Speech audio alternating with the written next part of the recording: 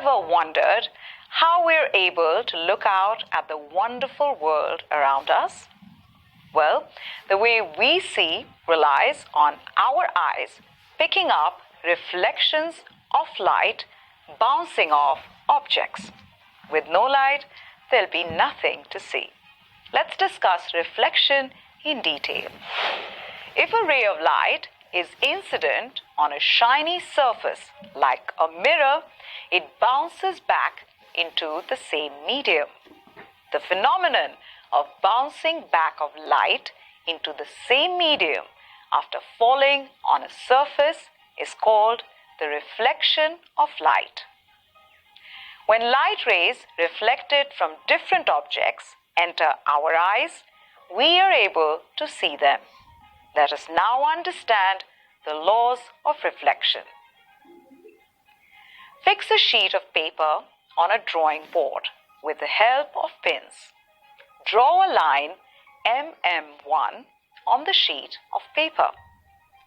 At the center of line MM1, take a point O.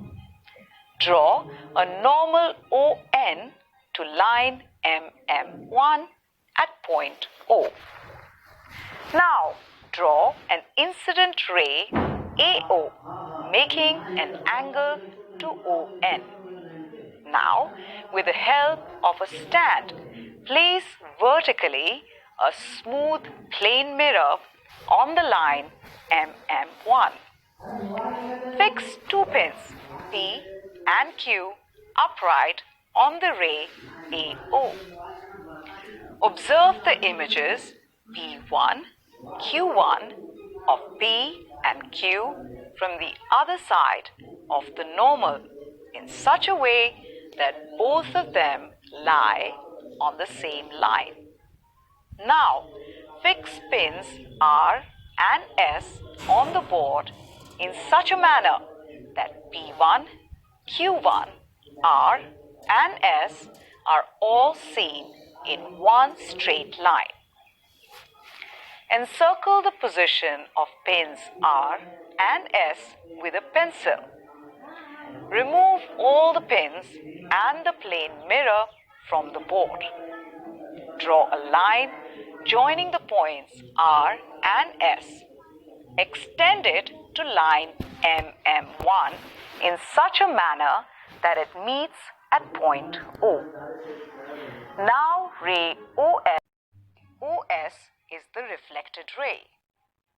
The angle between incident ray AO and normal ON is the angle of incidence.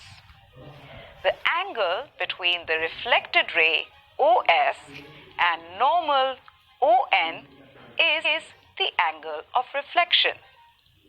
With the help of a protractor, measure the angle of incidence, that is, angle I, and the angle of reflection, that is, angle R. Now, replace the mirror and position the pins P and Q in such a way that the angle of incidence changes. On the other side of the normal, place the pins R and S and observe the angle of reflection. Repeat the experiment a few more times and measure the angle of incidence and the angle of reflection each time. From these experiments, two important laws of reflection can be deduced.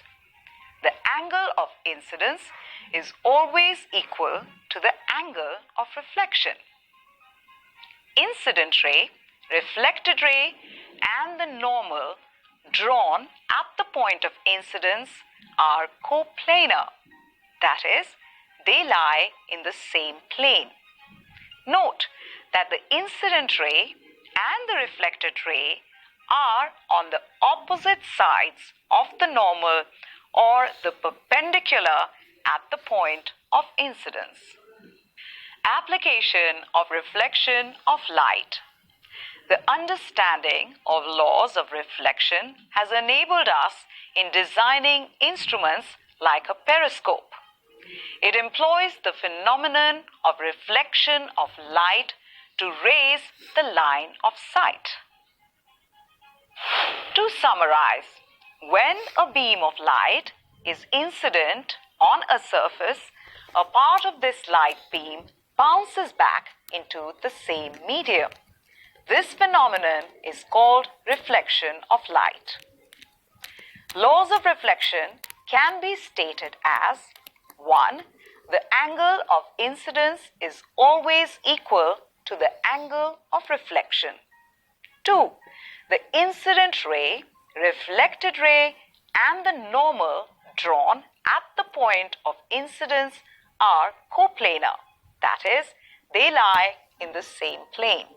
Incident ray and reflected ray are on the opposite sides of the normal or the perpendicular at the point of incidence.